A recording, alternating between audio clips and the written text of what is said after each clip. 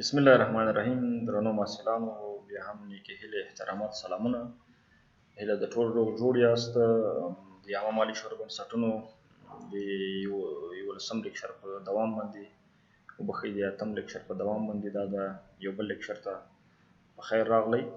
موږ تاسې په تیر لیکچر کې د اقتصادي پیښو جریانات د دولت، کورنۍ او تصدۍ ترمنځ مطالعه کړې وې، په هغې باندې بحث کړی و. اوس هغه حالت ته راځو چې موږ تاسې ویلي وو چې دولت خپل مالي اقتصاد تر کومه بریده پورې خپل فعالیتونه ترسره کولی شي. نو دغه دولت چې کله خپل اقتصادي فعالیتونه ترسره کوي، نو د هیواد اقتصادي پیښو په جریان باندې به د پام وړ اغیزه پرې باسي، او دغه اغیزې چې کله دولت اقتصاد په ملي اقتصاد باندې تحلیلوي یا اندازه کوي، دا په خپله په ملي عاید کې د دولت د مالي اقتصاد له ونډې سره سم د یو هیواد او بل هیواد ترمنځ توپیر لري، یا د هیوادونو چې هغوی نظامونه یو له بل سره توپیر لري دا فرق کوي. یعنې څومره چې موږ پوهیږو چې د دولت د فعالیتونو یا د ملي عاید هغه کچه ونډه چې مالي اقتصاد ترسره کوي په هیواد کې هغه زیاته وي، هغومره به تاثیرات هم زیات وي، او څومره چې دغه ونډه کمه وي بنان بیا به د دغه تاثیرات او اغیزې به هم کمې وي. نو موږ تاسې په دې درس کې په دې لیکچر کې دا مسله څېړو چې د مالي اقتصاد فعالیتونه تر کومه حده پورې د ملي اقتصاد په ګټه دي. یعنی دولت خپل فعالیتونه یا خپل حد حدود یا برید تر کومه حد پورې دغه خپل فعالیتونه جریان کې وساتي چې هغه د ملي اقتصاد په ګټه باندې وي. او له دې طریقه موږ تاسې دې پوښتنې ته چې ځواب وایو، لکه مخکې مې چې یادوري وکړه، دا د یو هیواد د بل هیواد د نظامونو، د اقتصادي نظامونو ترمنځ چې دوی لري دا توپیر لري. مثلا هغه نظامونه چې هغه پلان ګذاره شوی اقتصاد لري، یعنی د مرکزی پلان اقتصادي نظام لري یا سوسیالیزم نظام لري، نو هغه نظام کې خو دا پوښتنه هیڅ نه رامنځته کیږي، ځکه چې په دغه ډول نظام کې چې دوی مرکزی پلان اقتصادي نظام لري او د ټول تصامیم د مرکز لخوا نه صورت نیسي او ټول چارې فعالیتونه د دولت لخوا ترسره کیږي، خصوصي اقتصاد په هغه کې هیڅ موجود نه وي، او د کمونیزم نظام هغه تشکیل شوی وي. نو بنان په دې حالت کې خو په خپله دغه نظام د حامل په توګه دنده ترسره کوي او هیڅ ډول خصوصي اقتصاد موجود نه وي، نو بنان دغه پوښتنې ته ضرورت نه وي او ټولې چارې د دولت په غاړه باندې وي. نو بنان دوی خپل ټولنیز مفیدیت او ټولنیزې هوساینې ته ځان له دې طریقه رسوي. ولې هغه موږ تاسې بیا دغه سوال چې مطرح څه دا په هغه بازارونو یا هغه هیوادونو کې وایو چې هغوی د آزاد بازار نظام لرونکي وي، او په هغه کې بیا د دولت ونډه څومره وي او د خصوصي اقتصاد ونډه به څومره وي، او دولت خپل فعالیتونه تر څومره حده یا تر کومه حده پورې ورسوي چې هغه د ملي اقتصاد تر ټولو یو مساعد حالت وي او تر ټولو یو مساعد د پایلې نتیجې ته رسېدلي وي، او د هغه نه اضافه فعالیتونه که دولت ترسره کوي نو هغه به د خصوصي اقتصاد په ضرر تمامېږي یا به د ټولنې په ضرر تمامېږي یا به هغه دومره مفیدیت نه لري. نو بنان دغه سوال ته د ځواب لپاره موږ تاسې د آزاد بازار نظام بحث خبره کوو چې په معمولا ډیری هیوادونه د آزاد بازار نظام لري. نو دغه تحلیل موږ په دغه نظام کې ترسره کوو. نو بنان په دې وخت کې چې آزاد بازار نظام کوم لري او دولت کوم فعالیت ترسره کوي، دولت فعالیت چې څومره زیاتېږي بیا د هغو په مقابل کې به خصوصي اقتصاد د هغو تولیدي عواملو او د استفادې امکانات به کمیږي، ځکه چې د دوی د دې نه به تولیدي عواملو څخه به دولت استفاده کوي، او دولت چې څومره فعالیت ورسره زیاتېږي نو په خصوصي اقتصاد باندې به اغیزې وي او متاثره کیږي به. او د دې برعکس کله که خو دولت خپل فعالیتونه کموي او د تولیدي عواملو څخه استفاده ډیره نه ترسره کوي، یا تولیدي عواملو څخه د استفادې امکانات کې کمښت راولي، نو بنا خصوصي اقتصاد ته به ډېره ساحه پیدا کېږي او بیا به د دې برعکس د خصوصي اقتصاد فعالیتونو ساحه بیا ډېره پراخه وي. نو دغه حالت چې موږ تاسو ته تحلیل کوو او دغه د دولتي او خصوصي تولید په حیث باندې موږ تاسو دلته د یو ګراف په شکل سره دا روښانه کوو. تاسو دې ګراف ته وګورئ یا مثلا تاسو د کتاب 55 صفحې ته لاړ شئ، هغلته دغه د خصوصي او دولتي تولیداتو د امکاناتو یو منحني تاسو لیدلی شئ. دغه شکل منحني ده، دا زیل رنګ چې ده دا ډول ترسیم شوې ده چې د ایکس محور چې موږ تاسو ګورو دا د خصوصي تولید په حیث باندې ښیو. د ایکس محور باندې خصوصي تولیداتو مقدار موږ تاسو ښیو او د وای محور باندې پورته دغه د دولتي تولیداتو هغه مقدار موږ تاسو ښیو. که چیرته دولتي کمپنۍ یا دولت په خپله د ام یو په اندازه باندې تولید وکړي، دغه اندازه تاسو وګورئ او ام یو په اندازه باندې، نو د دولت د تولیداتو کچه دلته کمه ده او ډیره برخه خصوصي اقتصاد ته پرېښې ده. یعنې د تولید د عواملو څخه به خصوصي اقتصاد اوس ډېر استفاده کوي چې هغه د او ام 3 په اندازه باندې. دلته تاسو دغه دواړه نقطې چې تقاطع کوي د ام یو نه داسې راسئ او د ام 3 نه داسې راسئ، دا د پی یو نقطه کې تولید چې ترسره شوی ده. دغه د پی یو نقطه کې تولید کې تاسو وګورئ چې دولتي اقتصاد کم تولید ترسره کړی ده او خصوصي اقتصاد ته ډېره ساحه پراخه ده. یعنې د او نه تر ام 3 پورې تاسو دغه تولید مقدار د خصوصي اقتصاد وینئ او د پی یو نقطه د دوی تقاطع نقطه ده چې دغه د ګراف یو نقطه شوه. دویم که چیرته دولت خپلو تولیداتو کې زیاتوالی راولي، د او ام یو څخه او ام 2 ته زیاتوالی کوي، دې نقطې ته زیاتوالی کوي، یعنې د ام یو ام 2 په اندازه باندې په تولید کې زیاتوالی راولي. نو دلته خو د تولید کې زیاتوالی دا معنا لري چې اوس د تولید د عواملو څخه دولت ډېر استفاده وکړه. نو بنا بیا خود د خصوصي اقتصاد چې خصوصي تولید ترسره کوي هغه د ام 3 نه ام 2 ته راکمیږي. یعنی ځکه دلته دولت تولید عواملو نه ډېر استفاده وکړه او دلته امکانات د تولید عواملو خصوصي اقتصاد لپاره محدود کړل او دوی له ام 3 نه ام 2 ته راکته کیږي. د دغو دواړو نقطو ام 2 دا باید په حقیقت کې ام یو زبر ام 2 زبر ام 3 زبر ښودل شوی وای، خو خیر موږ تاسې د دې ویډیو نه پوهېدلی شو. که تاسې دلته بیا کتاب کې وګورئ یا خپله دلته ځان سره دا ترسیموئ، نو دا ام یو زبر ام 2 زبر ام 3 زبر په نومونه موئ، دا ام یو ام 2 ام 2 ام 3 په نومونه موئ. نو دلته موږ تاسې د ام 2 دولتي تولید او د ام 2 خصوصي تولید د تقاطع نقطه د پی 2 نقطه موږ تاسې دلته لاسته راوړلی شو. دغه د پی 2 نقطه د تولیدي امکاناتو د مجموعي تولیداتو یوه نقطه ده چې دلته دولت خپل فعالیتونو ته زیاتوالی ورکړی ده او خصوصي سکتور تولید کې کمښت راغلی ده ځکه چې د هغو تولیدي عواملو څخه دولت ډېر استفاده کړې ده. او بالاخره که موږ تاسې وګورو که دولت خپلو تولیداتو ته د ام 3 په اندازه باندې د او ام 3 په اندازه باندې چې د ام 2 څخه ام 3 ته زیاتوالی ښودلی ده، نور هم د تولیدي امکاناتو استفاده کوي او دوی خپل تولید کې زیاتوالی راولي، نو خصوصي اقتصاد یا خصوصي تولید به له ام 2 څخه ام 1 ته راکته کېږي، دې نقطې ته راځي او د دې ام 1 او د دې ام 3 د دې نقطو تقاطع نقطه چې موږ تاسې د پی 3 تولید ښیو په دې نقطه کې قرار صورت نیسي. یعنې دا معنا چې دلته خصوصي اقتصاد نور هم د تولید کمښت راغلی ده او دولت د خپل تولیداتو کې زیاتوالی راوستی ده. دغه محور چې تاسې ګورئ دغه د ټي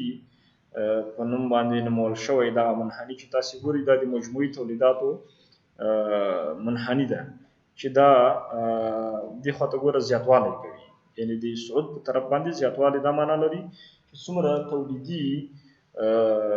امکاناتو څخه دولت استفاده زیاتوي، تولید زیاتوي، نو د خصوصي اقتصاد ساحه هغومره رامحدودېږي، راکمیږي. نو بنا په دې شکل کې موږ تاسې ښودلی شو چې د تولید د دولتي اقتصاد او خصوصي اقتصاد چې د هغه په اساس سره د تولید د عواملو څخه د استفادې امکانات زیاتېږي او خصوصي اقتصاد لپاره د هغه امکانات کمیږي او برعکس که د تولیدي عواملو څخه دولت کم استفاده کوي، مثلا د M1 په نقطه کې استفاده کوي، نو بیا به د خصوصي اقتصاد لپاره د OM3 په اندازه باندې تولیدات به زیاتېږي او دوی به د P1 په نقطه کې بیا تولید صورت نیسي. نو دغه خو یو عمومي حالت څه. اوس موږ دا نقطه واضح نه کړله چې دولت اوس کوم کې تولید ترسره کوي. مثلا د P3 نقطه ښه ده، P2 نقطه ښه ده، د P1 نقطه ښه ده، چې دولت باید خپل مالی اقتصاد فعالیتونه تر کومه حده پورې په هغه کې زیاتوالی راولي چې هغه د ټولنې په ګټه باندې وي او د ملي اقتصاد په ګټه باندې وي او خصوصي اقتصاد هم متضرر نه کړي. نو دغه حالت به د DT منحني چې دغه موږ تاسو ولیدله د P1 P2 P3 نقطو په واسطه سره چې ترسیم سوله، دغه نه موږ تاسو دا تحلیل کولی شو او دغه موږ تاسو داسې ګورو چې دا منحني به په محدب شکل باندې یا واقع کېږي یا په مقعر شکل باندې واقع کېږي. نو دغه دواړه حالتونه موږ تاسو مطالعه کوو. دغه د ټي مستقیمه کرښه چې تولیدي امکاناتو منحني وه په محدب شکل باندې اول مطالعه کوو. محدب شکل تاسو ګورئ دا ډول ده، دا ډول محدب شکل ده. دلته هم تاسو کتلی شئ چې د M1 په اندازه باندې کله چې دولت تولید ترسره کوي او دلته به د M4 په اندازه باندې بیا خصوصي اقتصاد تولید ترسره کوي. دغه X محور د خصوصي اقتصاد ده بیا هم او دغه Y محور د دولتي اقتصاد ده. د P1 نقطه به وي. د P2 نقطه کې بیا همغه شکل سره د M2 او M3 په اندازه باندې تولیدات چې د خصوصي اقتصاد لخوا د M3 په اندازه او د دولتي اقتصاد لخوا د M2 په اندازه باندې د P2 نقطه کې سوره. P3 نقطه کې بیا د دولتي اقتصاد د M3 او د خصوصي اقتصاد د M2 په اندازه باندې په دې نقطه کې سوره. او دغه نقطه د M1 خصوصي اقتصاد تولید چې کوي او M4 دولتي اقتصاد تولید چې کوي،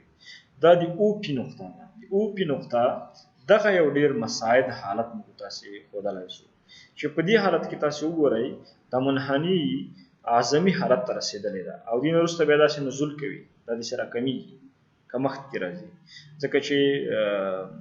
هغه کوچني اقتصاد له اړخه تاسو کوم مطالعه کړي وي نهایي تولید چې بیا منفي کېږي که نه، نهایي مولیدیت ته چې موږ تاسې محاسبه کوو، یعنې مجموعي تولید اعظمي حد ته رسېدلی وي او په دې نقطه کې هغه نهایي تولید چې د هغه صفر وي. دې نه که نور مجموعي تولید زیاتېږي او دولت خپل فعالیتونه زیاتوي د M4 څخه پورته ځي، نو بیا دا نزول کوي، ځکه دا داسې محدب شکل لري، دا راکمیږي او د خصوصي اقتصاد څخه په دې سره محدودېږي، یعنې دې حالت ته راځي چې دا به بیا ښه نقطه نه وي. نو دا د OP نقطه دا یو ډیر مساعد حالت ده چې موږ د همدې په لټه کې وو. دا موږ تاسو د عنوان کې ولوسته د مالي اقتصاد ډیر مساعد حد ټاکل په اقتصاد کې چې دولت خپل فعالیتونه کوم وخت پورې دوام ورکړي. نو دغه د دوام هغه نقطه ده چې دولت د دې نه اضافه نور تولیدات تولید عوامل څخه استفاده نه کوي، تولید نه کوي، چې ځکه چې هغه بیا دغه مفیدیت نسبت خصوصي اقتصاد ته چې د کمی دې نقطه OP نقطه چې دا یو اعظمي هغه نقطه ده چې پورې به دولت خپل تولیدي فعالیتونه ترسره کوي او دوی به خپل مالي اقتصاد کې خپل رول ادا کوي. دغه نقطې که چېرته بیا هم M1 M2 M3 M4 دا خو نومونه دي، تاسو ABCDR شی نوم سي ورکوئ P1 P2 P3 P4 مختلفو، نو هغه مشکل نه ده، کتاب کې یو ډول دي بل ډول وي، کومه ستونزه نه ده، صرف دا موږ نښانه کړي دي او د دې له مخې بیا تحلیل کوو. نو بنان دغه نقطه یوه ډېره مساعده نقطه ده د محدب حالت کې چې دې نقطه کې دولت باید خپل فعالیتونه تر دې ځایه پورې دوام ورکړي، نور باید اضافه دوام ورنه کړي، ځکه چې بیا خصوصي اقتصاد مفیدیت نه د دې مفیدیت د دولتي اقتصاد چې د کمی،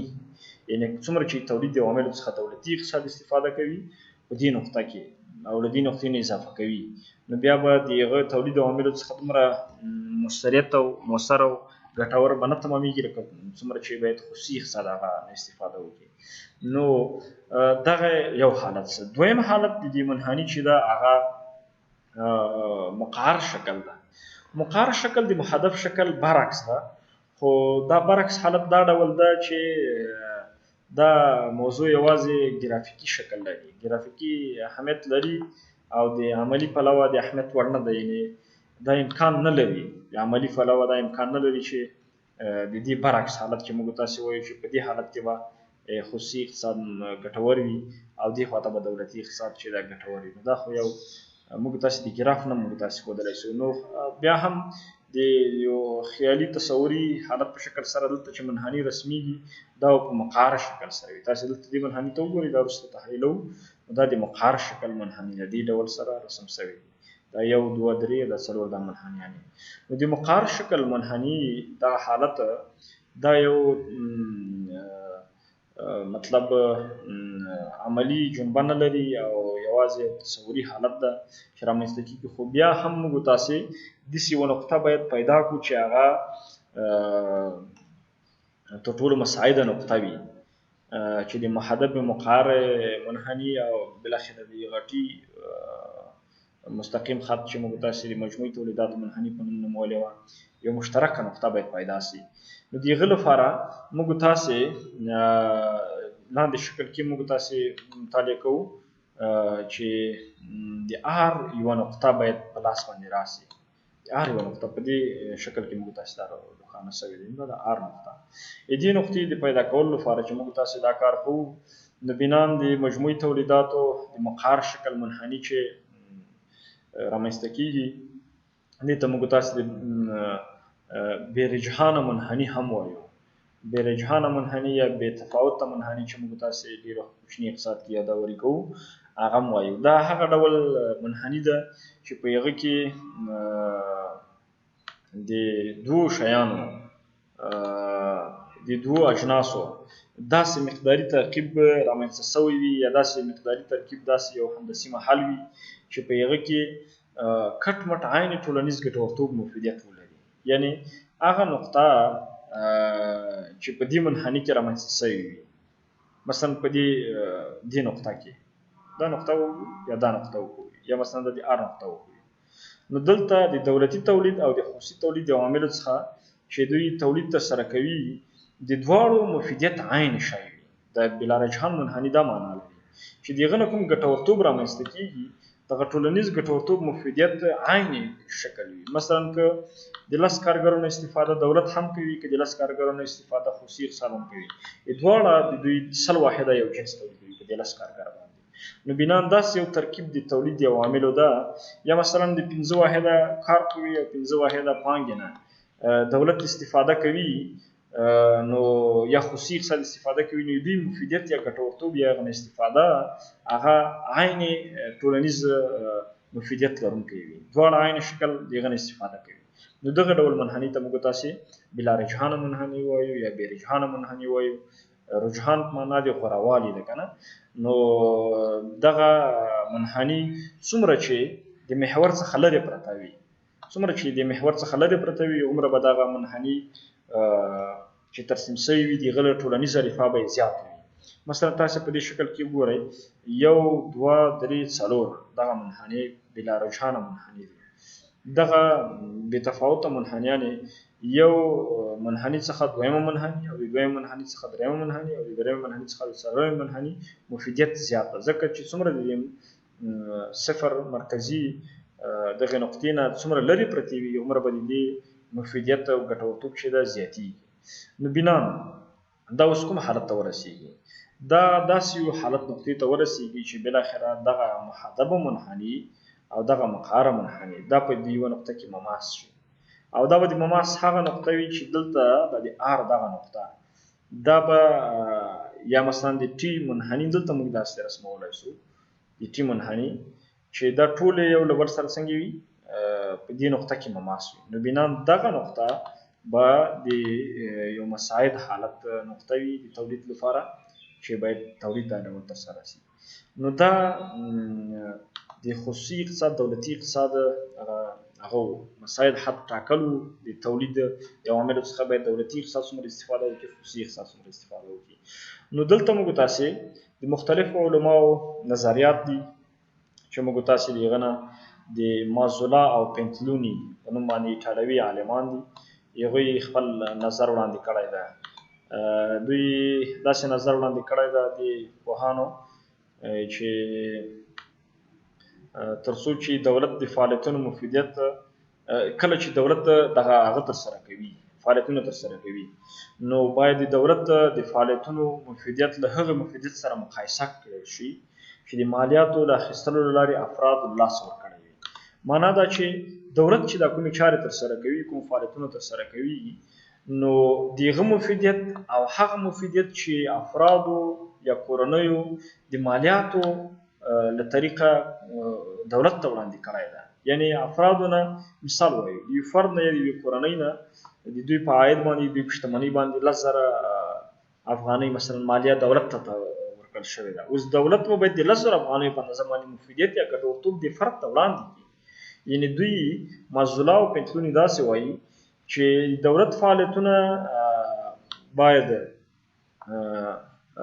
تر هغه پورې باید توسعه ورکړل شي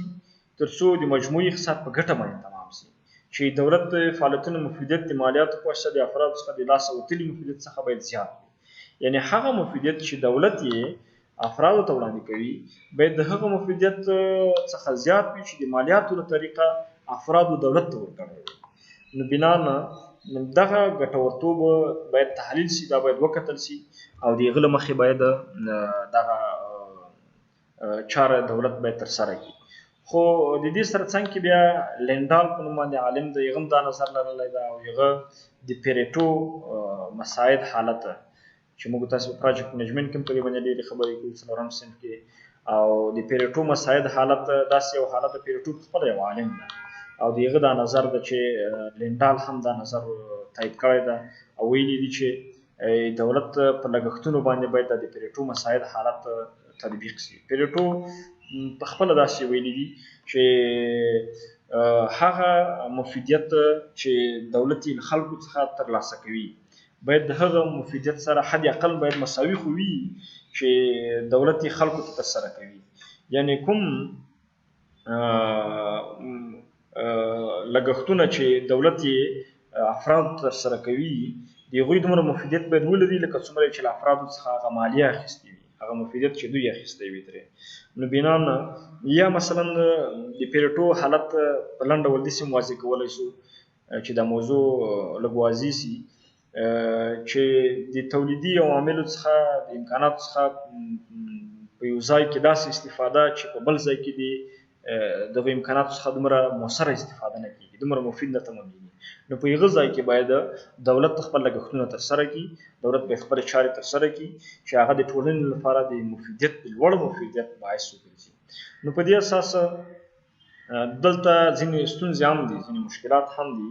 چې مثلا پیریټو چې دغه تحلیل کړی دا اوس دا مفیدیت چې یوه عندي او انفسي موضوع ده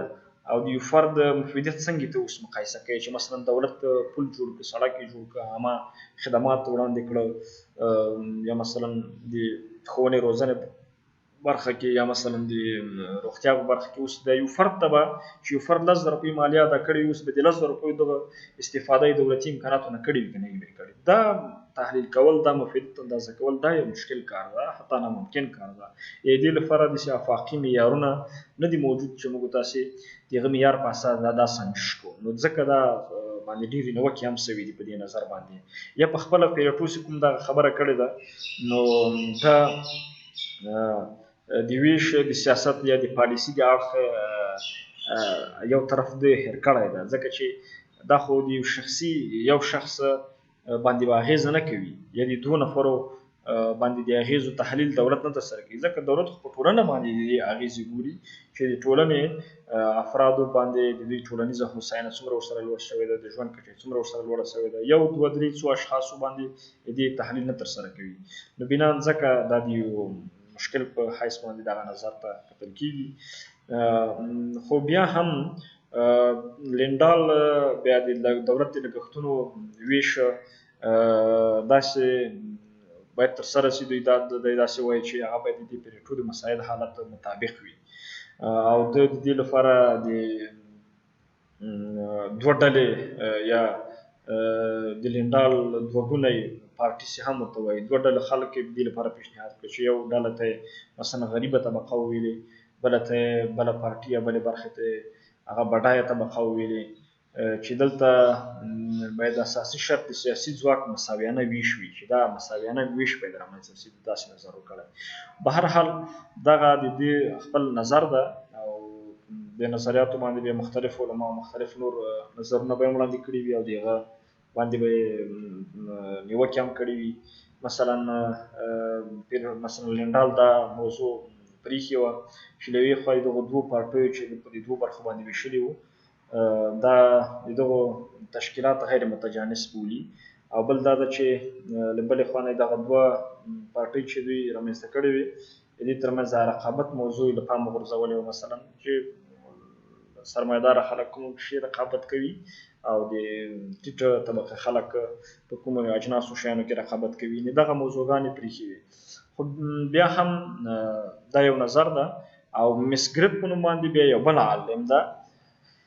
هغه بیا داسې نظر لري چې له دې امله چې دولتي اجناسو ته د خلکو اړتیا د بازار لارې نشي پوره کېدای، نو باید عامه اړتیاوې او د دولت د مالي اقتصاد د پولو بریدونو ټاکل باید د یو سیاسي تصمیم مخې ترسره شي. دی داسې وایي چې کله دولت دغه د دولتي فعالیتونو لپاره کوم برید ټاکي او کوم سرحد ټاکي یا کوم پوله چې ټاکي، دې لپاره باید دا پرېکړه د یو سیاسي تصمیم لارې وشي او د هغه له لارې چې هر چا مثلا کوم طرف ته رایه زیاته وه هغه طرف به نو تطبیق کېږي، به هغه پرېکړه به تطبیق کېږي. نو بنان دغه د دولت